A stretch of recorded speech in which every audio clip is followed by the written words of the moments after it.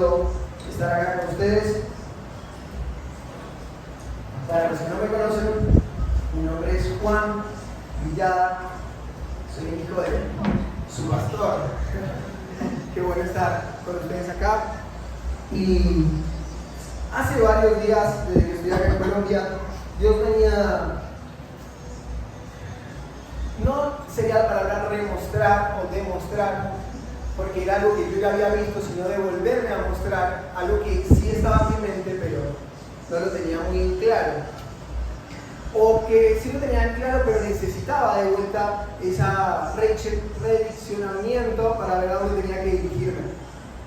Y en todo eso yo creo que no hay una mejor forma de encontrar el lugar a donde tenemos que ir que saber por qué tenemos que ir allá, por qué hacemos lo que hacemos.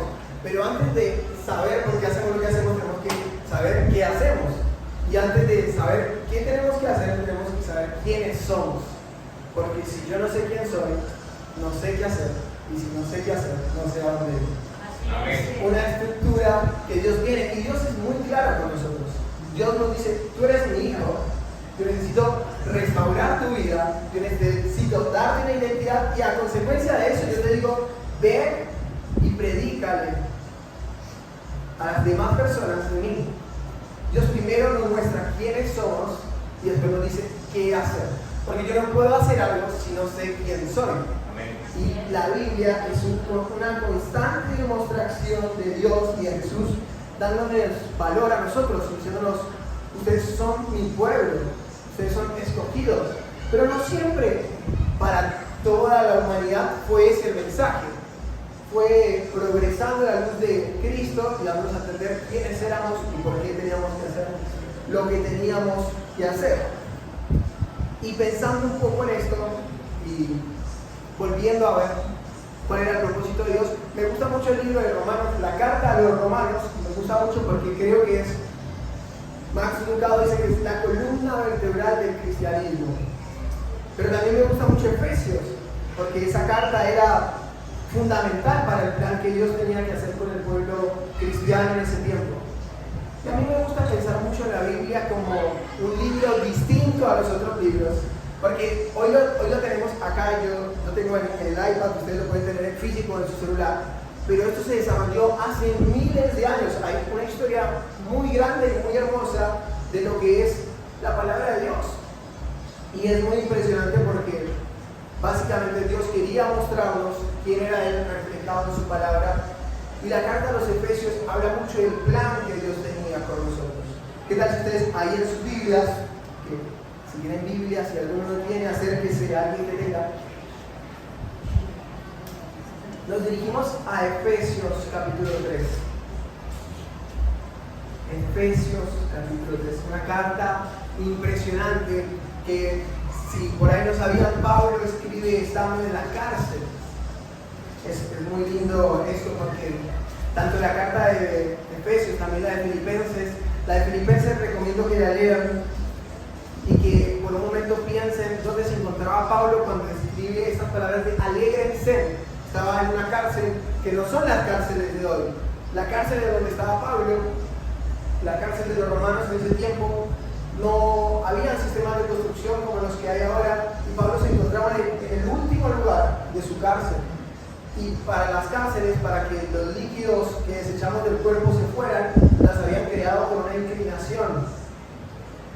Y cuando las personas que estaban en la cárcel hacían sus necesidades, todo eso iba bajando y llegaba al último carcelero y después se iba. Y en esa última cárcel estaba Pablo escribiendo estas cartas, que es muy impresionante porque dice alégrense. Y él estaba en un contexto muy complicado para él alegrarse.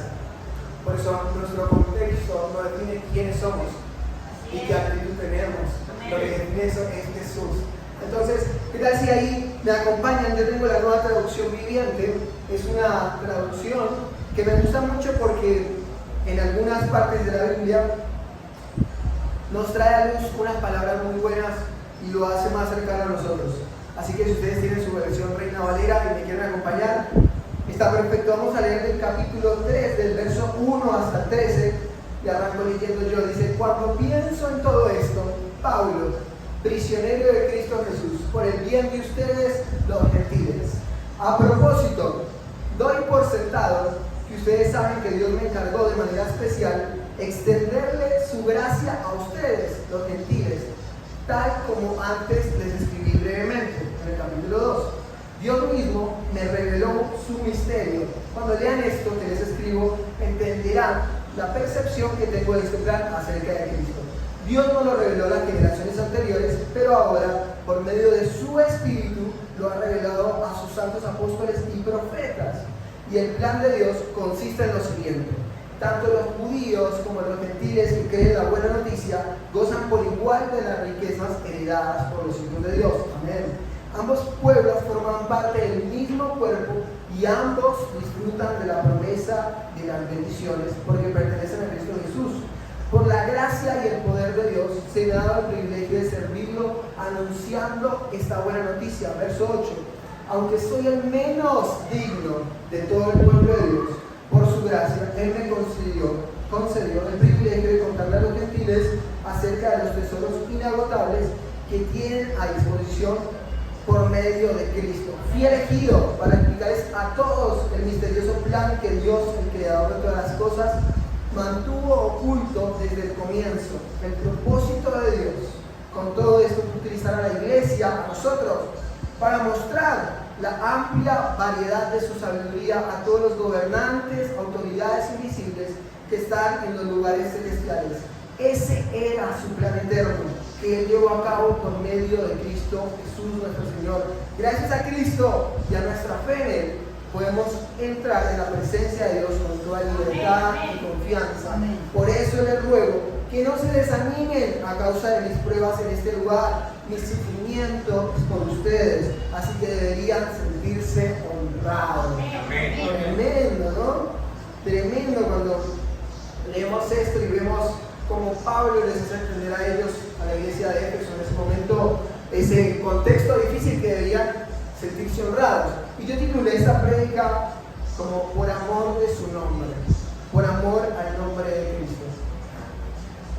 Y hay muchas cosas en estos versículos que son muy impresionantes y que Pablo da a entender, y por ahí para nosotros decimos, wow, qué tremendo, pero pongámonos, y quiero que juntos me acompañen a este viaje histórico de ponernos un poco en el lugar de la iglesia de Éfeso. Pablo escribe estas cartas en la cárcel, las cartas son enviadas hasta Éfeso, y cuando llegan a Éfeso hay una persona que se para así enfrente de la iglesia y dice, bueno, llegó la carta de Pablo, vamos a leerla. Y toda la congregación en ese momento de la iglesia primitiva se acercaba a oír qué había dicho Pablo. Y era impresionante porque ellos no tenían nuestra Biblia, ellos no tenían la luz que nosotros tenemos hoy. Ellos estaban esperando una dirección a dónde seguir.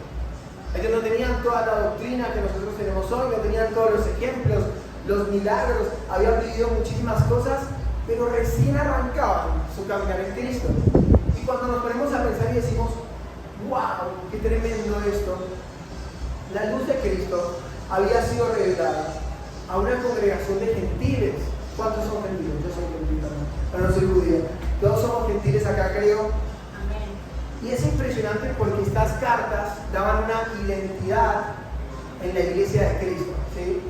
Hoy en día está muy de moda la palabra identidad, porque el mundo está tratando de identificar a cada persona y que cada persona se autoidentifique como a esa persona le parezca.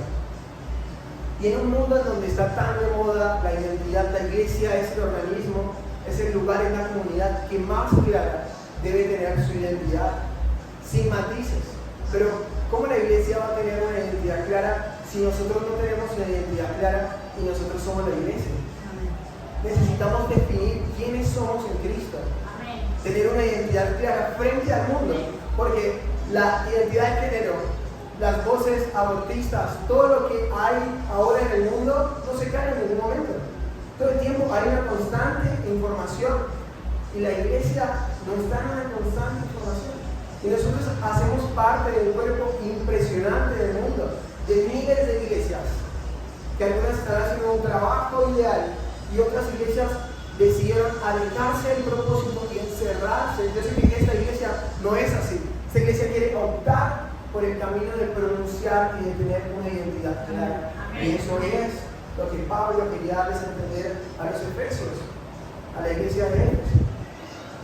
Y en medio de eso, quiero que también me acompañen. Voy a agarrar una silla, me salgo de la grabación. Perdón.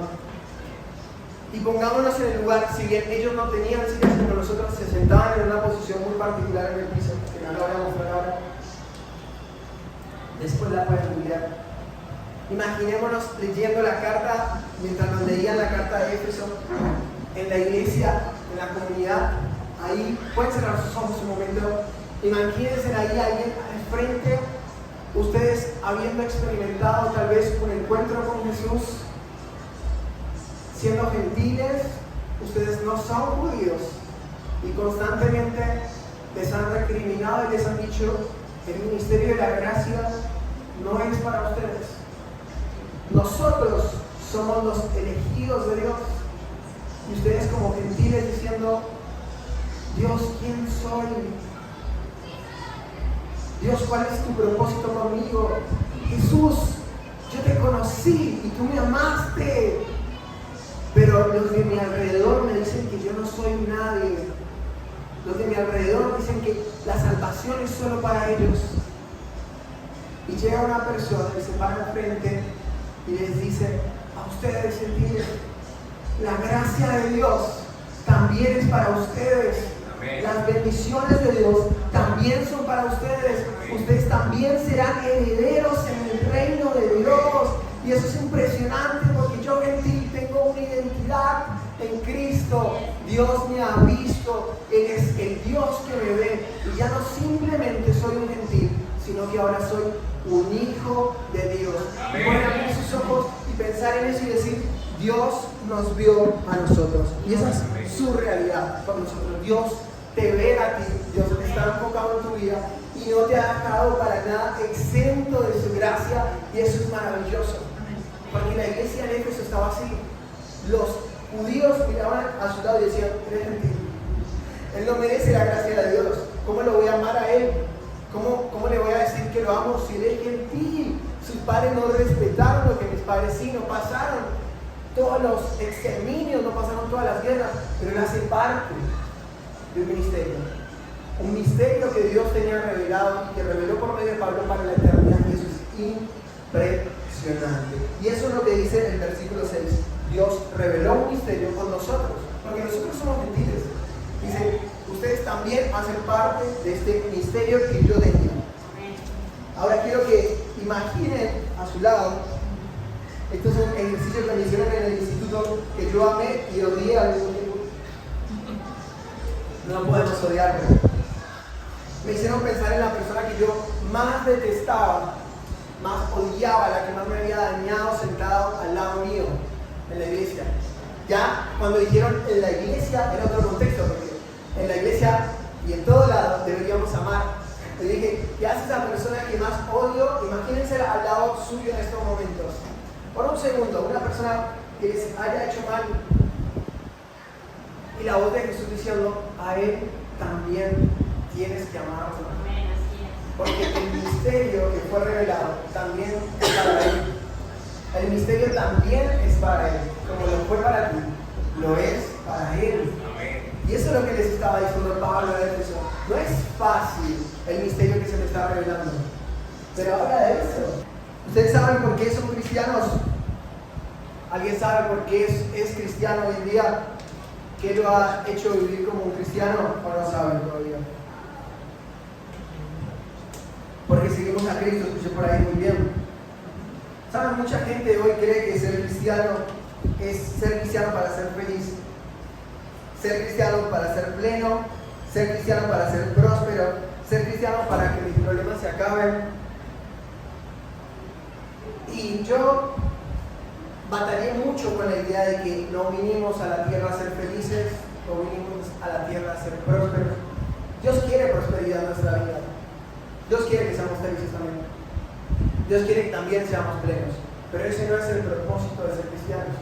Y por eso la gente y los jóvenes hoy en día están desertando tanto de los caminos de Cristo, porque les presentaron un camino en el que todo iba a ser sencillo.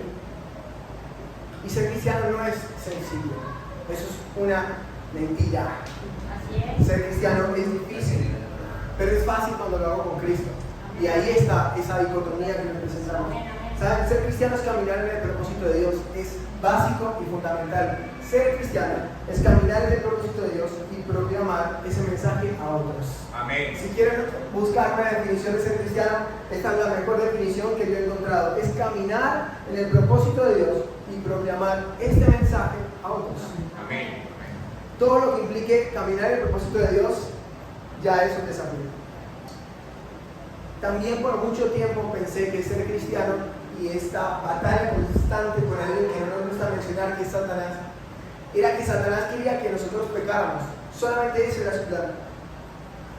Y si bien Satanás quiere que nosotros pequemos, ese no es su propósito final. Me encanta mucho el verso en Santiago que dice que el pecado da luz a la muerte. Y es esta dicotomía de pensar que Jesús es vida.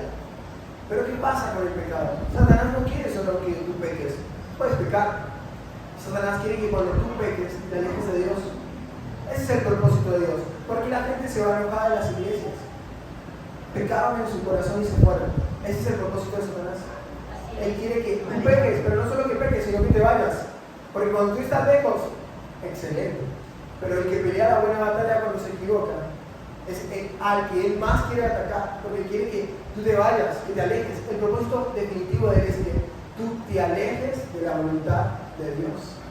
Porque eso va a traer luz a la muerte. Y Jesús no tiene nada que ver con la muerte, no tiene todo que ver con la vida.